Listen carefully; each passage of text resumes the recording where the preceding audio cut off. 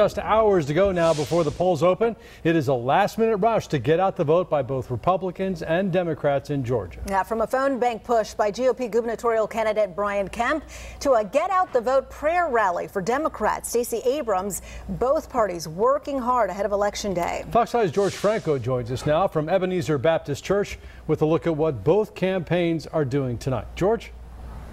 Well, Russ and Sine, they were talking about from the pulpit to the polls here at Ebenezer Baptist Church tonight, where supporters of Stacey Abrams gathered. Meantime, not far from here, Brian Kemp met with his own supporters. This is an important moment. All over the country, people are singing "Georgia's on my mind." At Ebenezer Baptist Church, the historic home of the Reverend Martin Luther King Jr., hundreds filled the pews for an Election Eve pulpit to the polls prayer rally. I have been so anxious about this election, so all I do 24/7 is work for Stacey Abrams and the whole blue team. So this is giving me strength. Hey, look, thank y'all so much for what you're doing out there. A few miles away, gubernatorial candidate Brian Kemp was joined by Georgia GOP Senators David Perdue and Johnny Isakson and supporters working phone banks to get out the Election Day vote. We believe on Election Day the Republican vote is going to turn out. Northwest Georgia, Northeast Georgia, Southeast, Southwest, we think it's all important. From President Trump stumping for Kemp in Macon over the weekend to former President Obama and Oprah making appearances in Metro Atlanta for Abrams, the gubernatorial race has attracted a flurry of national attention. Both sides hope big names brought energy and enthusiasm that translates to votes. All eyes are really on this state, and I think for good reason. As goes the South, so goes the rest of the nation. Our energy on the ground's been great. I mean, we saw that all last week on the bus tour and certainly saw that Sunday. You can see it right here and here tonight. We will rebuild this nation with love. This Election Eve push for votes sets up a historic Democratic-Republican showdown. We know you're counting on us. In a red state which may or may not trend purple depending on each and every vote. It really is too much at stake to stay at home. I'm really looking to have a record turnout tomorrow in the state of Georgia. And both sides say they will continue to fight for each and every vote until the polls close, hoping that the weather cooperates. In Atlanta tonight, I'm George Franco, Fox 5 News. After the morning should be okay. We'll see. George, thanks. It's not just the local races we're focusing on. The vote tomorrow will, of course, decide who controls Congress. Both President Trump and former President Obama have been working to encourage their parties to get out and vote. In the House, all 435 seats are up for grabs, as are more than a third of the seats in the Senate. Tonight. President Trump revving up crowds in Missouri tonight. It's the final of his 3 back-to-back rallies in hopes of boosting the GOP.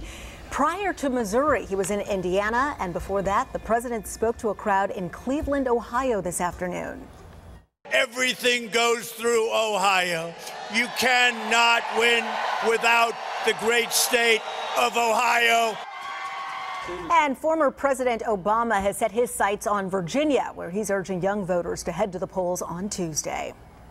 How we conduct ourselves in public life is on the ballot. How we treat other people is on the ballot. Well, voters across 36 states will be choosing their next governor tomorrow. And get this, more than 34 million people have cast their votes early or by absentee ballot. That exceeds the population of the entire state of Texas. Well, developing tonight with just one day before Election Day, the GBI says it's now investigating an attempted hack of the state's online voter database. On Sunday, the Georgia Secretary of State's office opened an investigation into the Democratic Party of Georgia's possible role in the attack. News Edge anchor Tom Haynes is here now with more on that. Tom? Well, Russ and Sine, Brian Kemp's campaign is now claiming Democrats hacked the voter registration system. The information is based on a tip received by the Georgia Secretary of State's office. An 11th hour surprise in a very tight race. The Republican candidate for Georgia governor makes a stunning 11th hour claim accusing Democrats of trying to hack the state's voter registration system. Brian Kemp also happens to be the Secretary of State, making him Georgia's chief elections official. He's locked in a tight race with Democrat rival Stacey Abrams. I'm investigating the Democrat Party of Georgia, not my opponent. We are handling this just like we do any other cybersecurity incident. The accusation appears to be based on concerns from a private citizen who says he discovered security vulnerabilities in the voter database. The flaw reportedly allows somebody to go into the online system and access another person's voting record and personal information. That citizen contacted the Democrat Party, which relayed the information to Kemp's office, prompting Kemp to ask the FBI and the Georgia Bureau of Investigation to look into the Democratic Party. Kemp's rival says the Republican is simply trying to exploit the security lapse. There was never a hack. There was never a problem on the side of the Democratic Party. He is abusing his power. He is both the candidate, he is the elector, and he's the guardian of the system. That is wrong.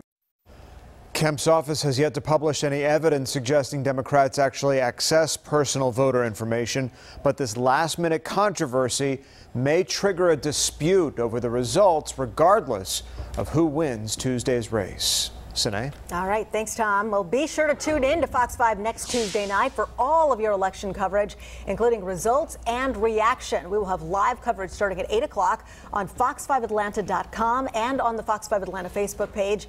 Also, we'll have complete team coverage and analysis on Fox 5 News starting at 10.